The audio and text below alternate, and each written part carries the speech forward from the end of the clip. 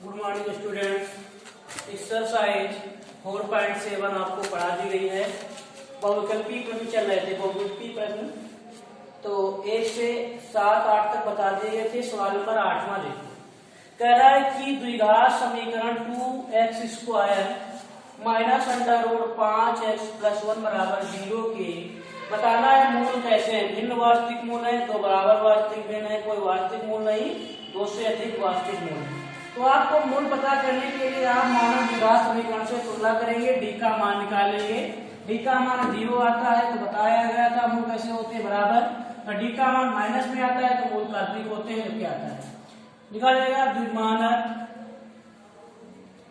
द्विघात समीकरण, मानक द्विघात समीकरण कौन सी है, ax² + bx + c बराबर 0 तथा a का मान 0 ना हो से तुलना कर। देखो बहुविकल्पी है, अगर आपको लगाने को आया था तो क्या करेंगे, इसलिए बता दिया जा रहा है। ठीक, तो a बराबर कितना आ जाएगा 2, b बराबर आ जाएगा -√5, c बराबर 1।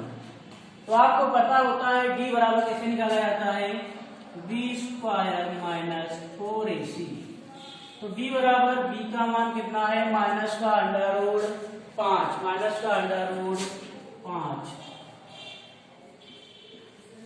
लगा दिया है। ठीक, -4ac, a का मान 2 है, c का मान 1 है।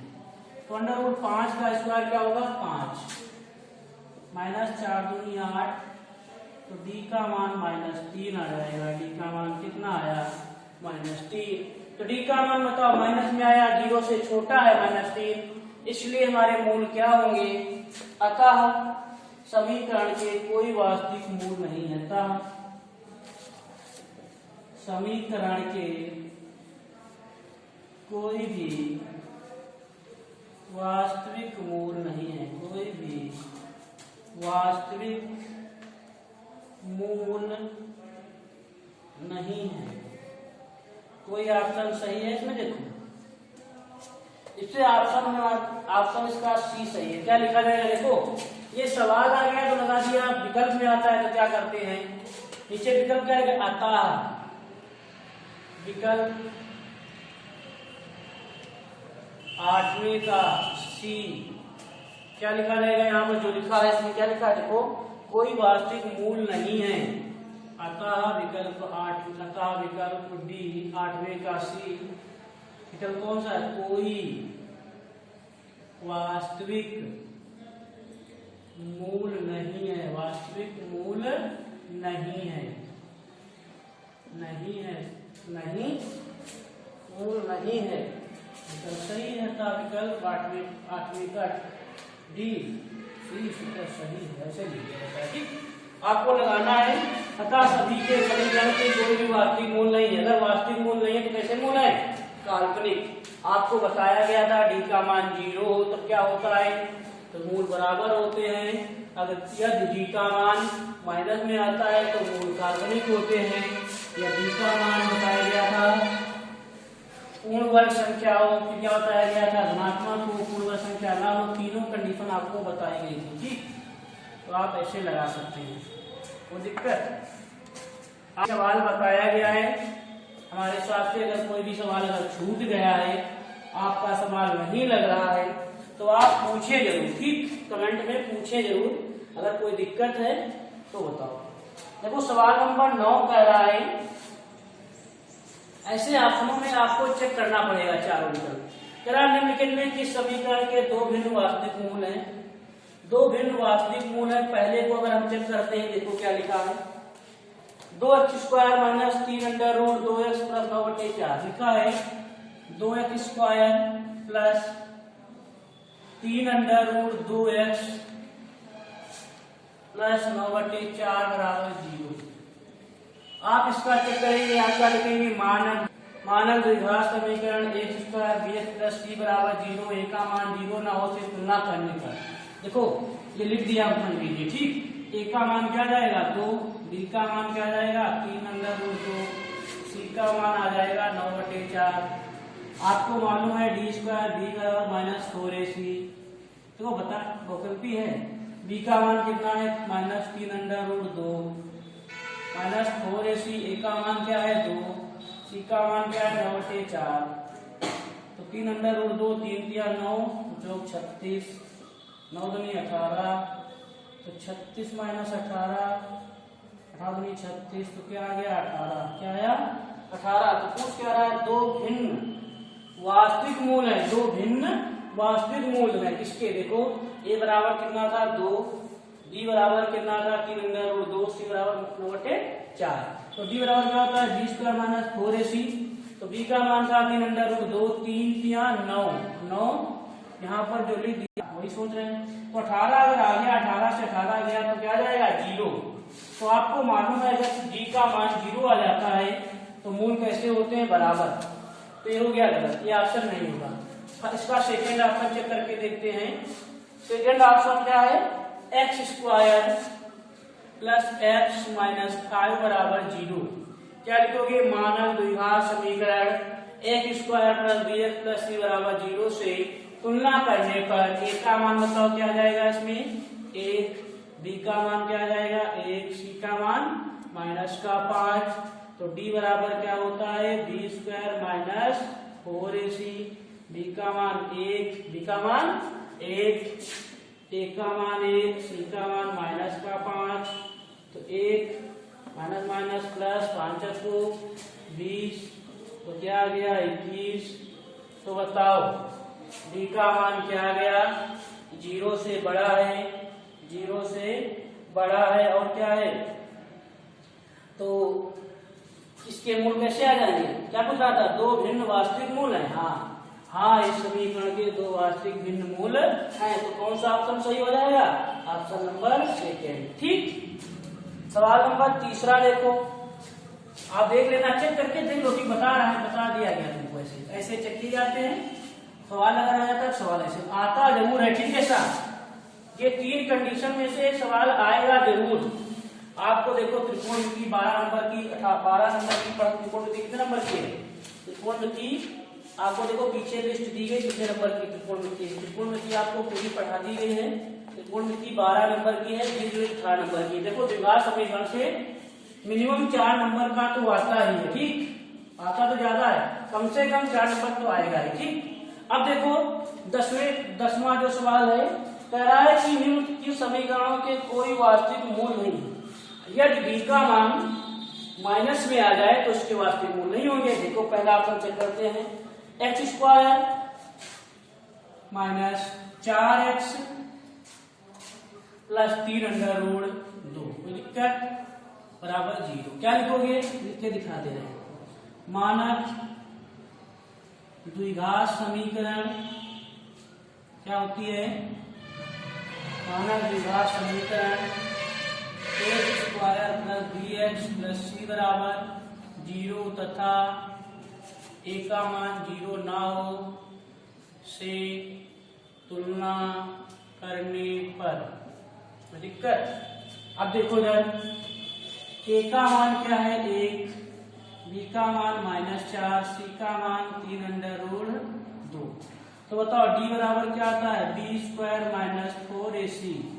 तो डी बी का मान बताओ क्या है, बी का मान -4 -4 का स्क्वायर माइनस 4ac, ए का मान 1, सी का मान क्या है 3√2। तो डी बराबर 16, डी बराबर क्या आएगा, डी बराबर आएगा 16 और 4 12√2, यही तो आया। डी का मान देखो कितना है, डी का मान 4 ही तो है, तो 4 × 16 हो गया -4ac। अब देखो डी का मान √2 का मान कितना होता है, √2 का मान जो होता है आया है 16। √2 का जो मान होता है लगभग में 1.414 होता है और √3 का मान लगभग में होता है 732। ठीक भैया, याद रख लेना। अब बताओ 12 लिखा भैया आपने, ठीक 1.414 लगभग में लिख रहे भैया, ठीक ज्यादा भी हो सकता है कम भी।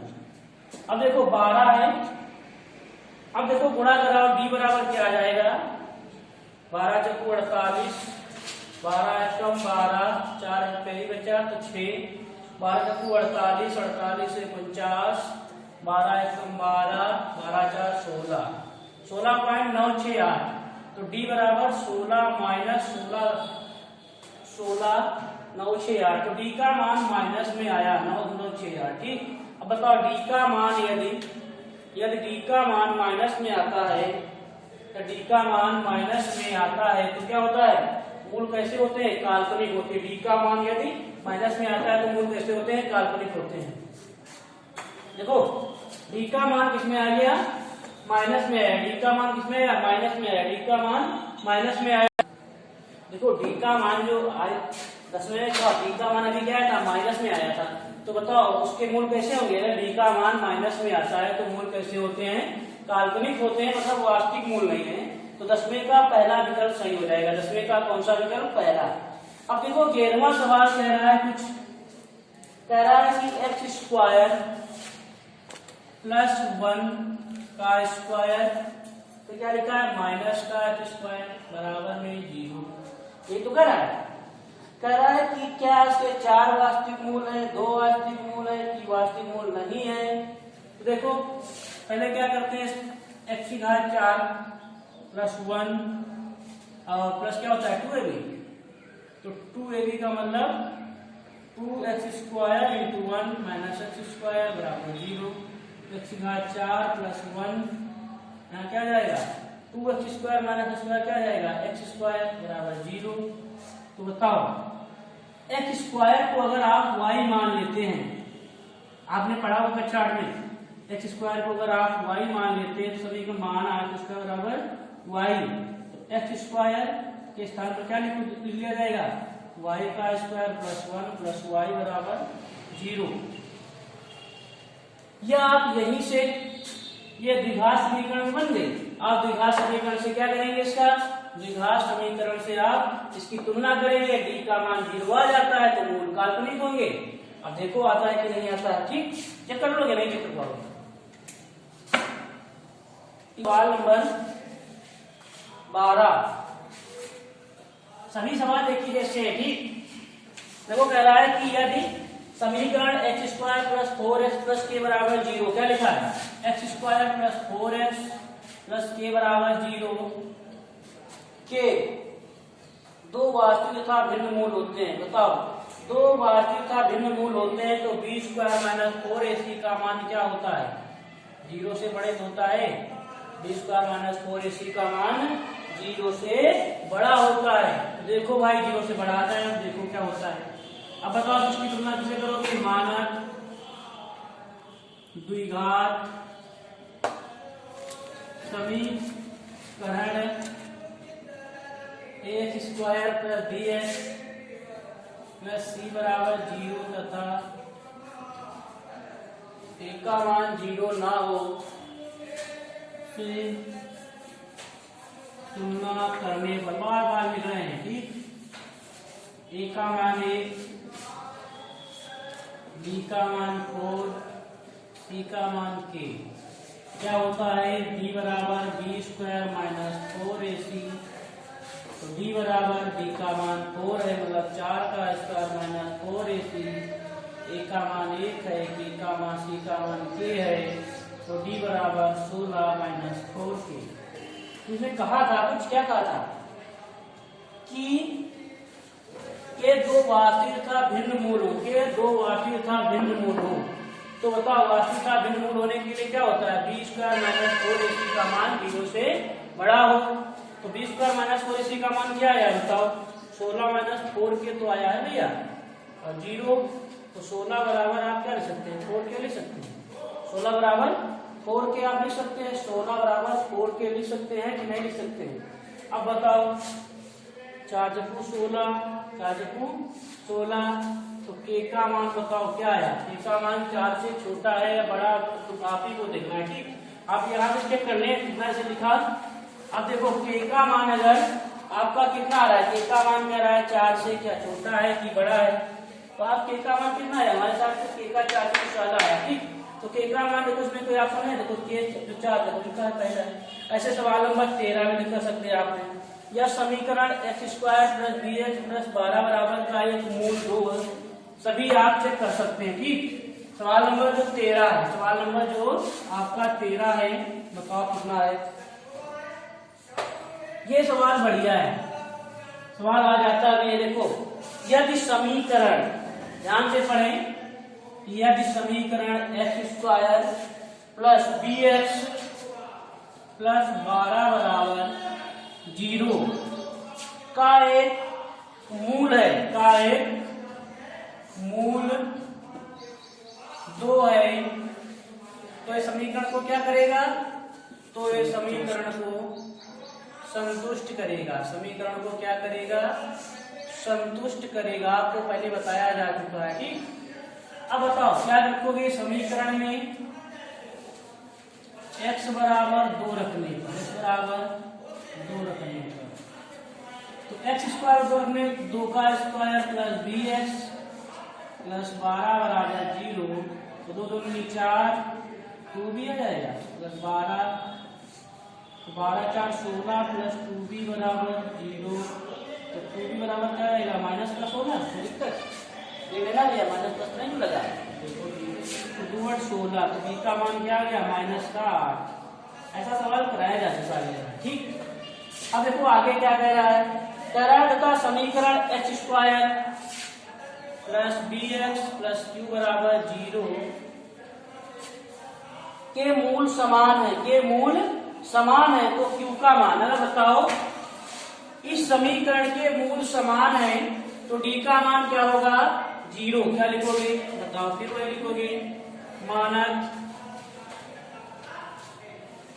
पहले मान रख देते इसमें, d का मान कितना है, -8 तो है, तो बताओ x² + -8 x + q बराबर 0, तो x² - 8x + q बराबर 0। क्या लिखोगे समीकरण में b बराबर -8 रखने पर, ऐसा सवाल पीछे बताया जा चुका है। ठीक, क्या लिखोगे बताओ, पता नहीं क्या, इस समीकरण के मूल समान है, समीकरण के मूल समान है, समीकरण के मूल समान है, इसलिए d का मान क्या होगा, 0 होगा, इसलिए d का मान क्या होगा, 0। तो d बराबर होता है क्या है, b² - 4ac, तो d का मान 0, b² क्या आ जाएगा, तुलना, दो लाइन छोड़ दी हमने। अब आप करा सकते हैं। ठीक, क्या करा देंगे, द्विघात मानक द्विघात समीकरण से तुलना करने पर a का मान कितना आ जाएगा, 1, b का मान क्या आ जाएगा, -8, c का बराबर q। ये आप कमेंट में ना पूछेंगे, आप लाइन छोड़ दी। ठीक, b का मान कितना है, -8 का स्क्वायर -4ac, a का मान 1 और c का मान क्या है, q। तो 8 का स्क्वायर तो क्या होता है, 64 और 4q, तो 4 64, तो 4 किधर ले आए, कोई दिक्कत, माइनस का प्लस का हो जाएगा, तो क्या हो जाएगा, 4 एकम 4 और 4 4 24, q बराबर कितना आ जाएगा, 16। अतः q का मान 16 है, अतः q का मान क्या है, 16, अतः q का मान 16 है। देखो सबसे पहले आप कोई भी ऐसा सवाल दिया हो, अगर भाई किसी समीकरण का अगर मूल है तो समीकरण को संतुष्ट करेगा, मतलब उसका मान रखने पर आपको 0 आ जाए, लेकिन इसमें भी आप और एक नहीं दिया था, तो आपने क्या किया, समीकरण में अगर एक मूल 2 है तो समीकरण को संतुष्ट करेगा। समीकरण x बराबर 2 रखने पर और यहाँ से आप b का मान निकालिए। उसके बाद कह रहा था कि एक समीकरण और भी है, इसके मूल समान है, तो b का मान b बराबर -8 रखने पर आपकी समीकरण क्या पता हो गई, ये पता हो गई, क्या पता हुई, x² - 8x + q बराबर 0। तो आप बताओ समीकरण के मूल समान है, इसलिए d बराबर क्या होगा, 0। आप यही लिखिए मानक द्विघात, शब्द को हमने छूट गया है, लिखेंगे नहीं, मानक द्विघात समीकरण, द्विघात समीकरण x² + bx + c बराबर 0 से तुलना करने पर a का मान, आपको a का मान हमने यहाँ लिख दिया, आप लिखिए ऊपर, a का मान 1, b का मान -8, c का मान q, तो d बराबर आ जाएगा आपका, b का मान 0 है तो एक q का मान आपका क्या आ जाएगा, 16। नीचे लिख देना आपका q का मान 16 है। ये सवाल लगाने को आए तब करना, अगर आपके विकल्प में आ जाए तो ये ना लिखना था q का मान 16 है, कुछ नहीं होता, इसमें आपको इतना लिखा जाएगा कि अतः विकल्प 13 का सी 16 सही है। ठीक, अब देखो सवाल नंबर 14 क्या है, वास्तविक मूल संभव नहीं। आप बी का मान निकालें, अगर वास्तविक मूल संभव नहीं तो आप देखिए कौन सा है। तो अंदर वाले को यदि x square plus x plus 3 बराबर 0 का एक मूल 1 है तो इसका अन्य मूल होगा।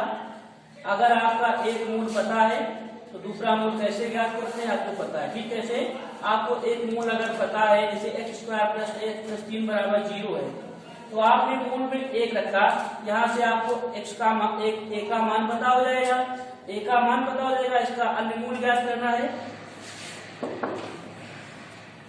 आपको 1 से 15 तक सभी विकल्प करना है, 1 से 15 तक विकल्प करना है, 1 से 15 तक। ठीक, उन्हें हल भी करना है।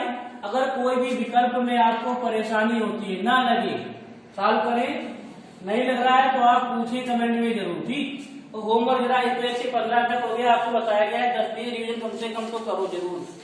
देखो एक्सरसाइज जो आपकी कौन है 4.7, इसमें 20 सवाल दिए, 20 में से एक आना जरूर है। तो एक्सरसाइज 4.7 जो है इसके 1 से 10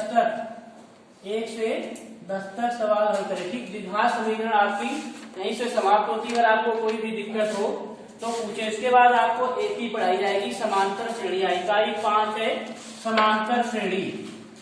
समांतर श्रेणी आपको विधिवत कल पढ़ाई जाएगी, आज थोड़ा बहुत बता दिया जाएगा कि समांतर श्रेणी होती क्या है।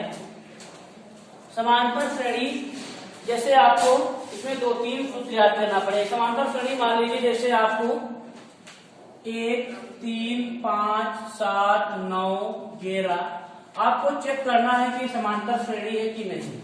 तो देखो पहला सदी क्या होता है, T1 को T2 T3 T4 T5 T6। ठीक, चाहे आप इसे A1 A2 A3 A4 A5 A6 को आप जो लिखना चाहें आप लिख सकते हैं। ठीक, इसमें देखो समांतर श्रेणी में आता है सारवंतर, मतलब D बराबर उसका इन दोनों श्रेणियों का सारवंतर समान हो। D का मान आप निकालेंगे कैसे, मान लीजिए आपको D1 निकालना है तो आपको T2 माइनस T1 से घटाना पड़ेगा, T2 माइनस T1। अगर आपको D2 निकालना है तो T3 minus T2, T3 minus T2। अगर आपको D4 निकालना है तो आप क्या करेंगे, T4 माइनस T3। तो समझ में नहीं आ रहा होगा अभी। ठीक, T4 माइनस T3।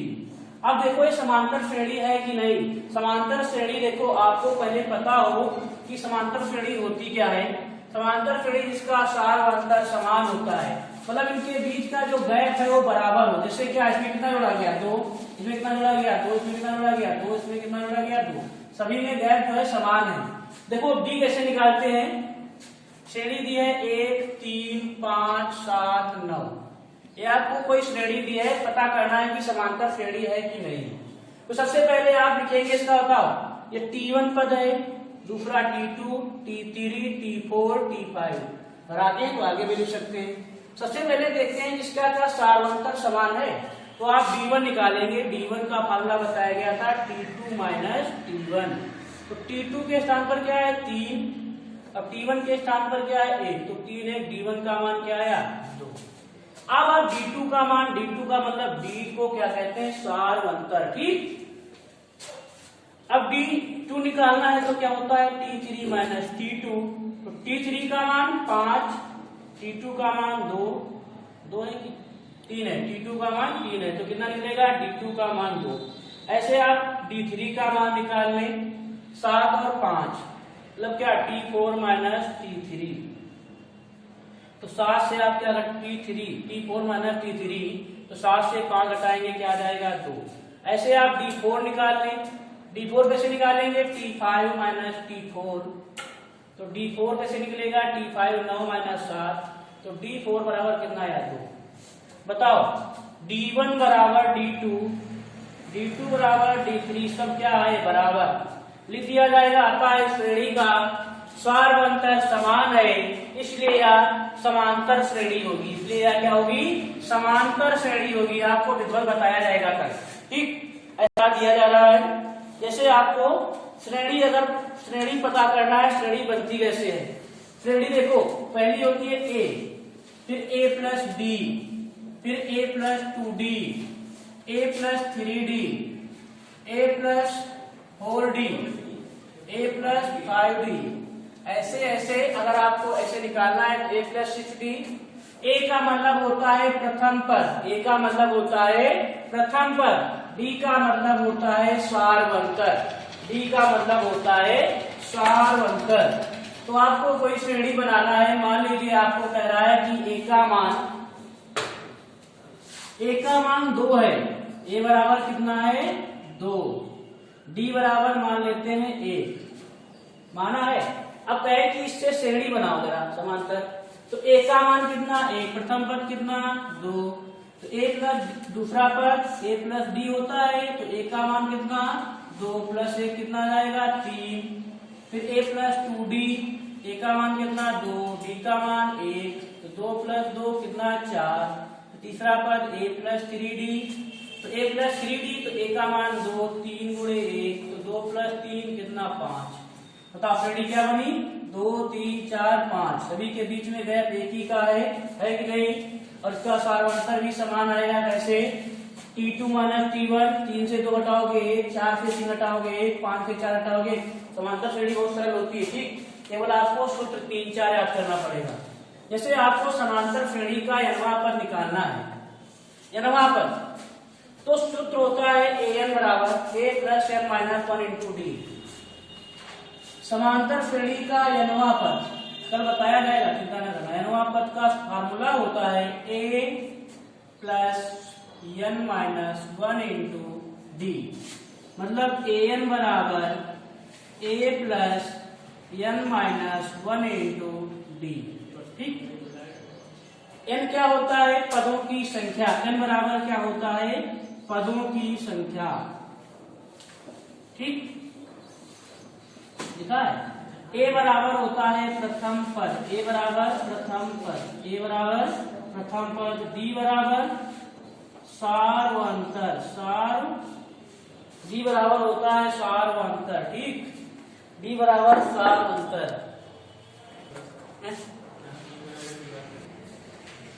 d बराबर क्या है सार्वंतर, ठीक। एक फार्मूला आपको ये पता हो, an बराबर a plus n minus 1 into D, कहीं कहीं पर ये भी लिखा होगा, समझ के न देखना गलत हो गया। tn बराबर a plus n minus 1 into D, इसे चाहे आप n वां पद को tn कहें या an कहें, कोई दिक्कत नहीं है, ठीक।